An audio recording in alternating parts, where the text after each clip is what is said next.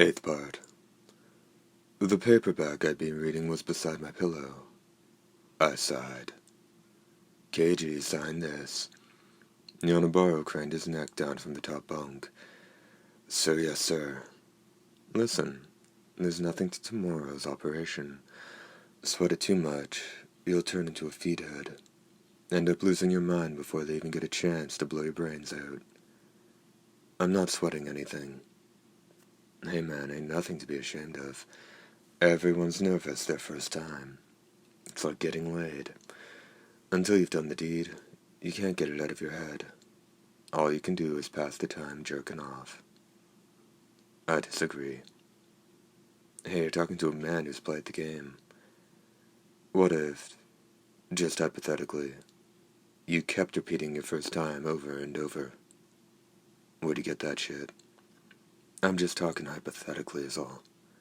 Like resetting all the pieces on a chessboard. You take your turn, then everything goes back to how it started.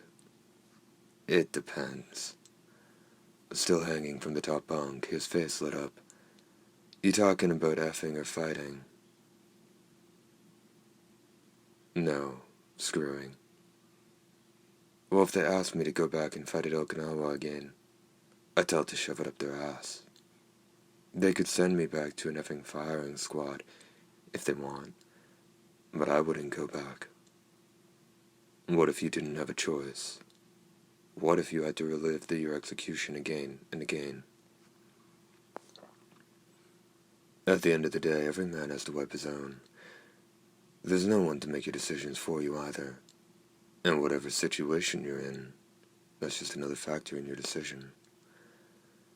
Which isn't to say everybody gets the same range of choices as everybody else. If there's one guy out there with an ace in the hole, there should be another who's been dealt a handful of shit.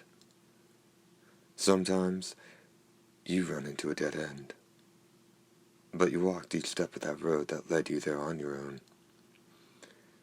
Even when they swing you up on the gallows, you have the choice to meet your death with dignity, or go kicking and screaming into the hereafter.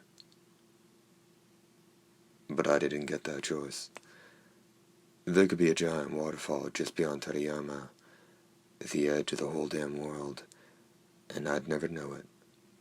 Day after day, I go back and forth between the base and the battlefield, or I'm squashed like a bug crawling on the ground.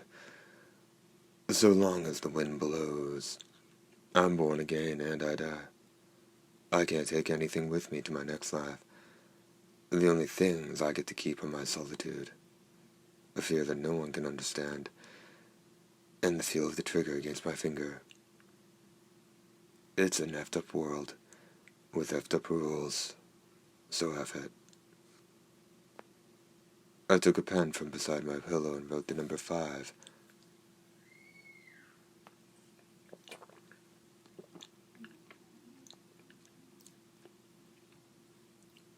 I took a pen from beside my pillow and wrote the number 5 on the back of my left hand.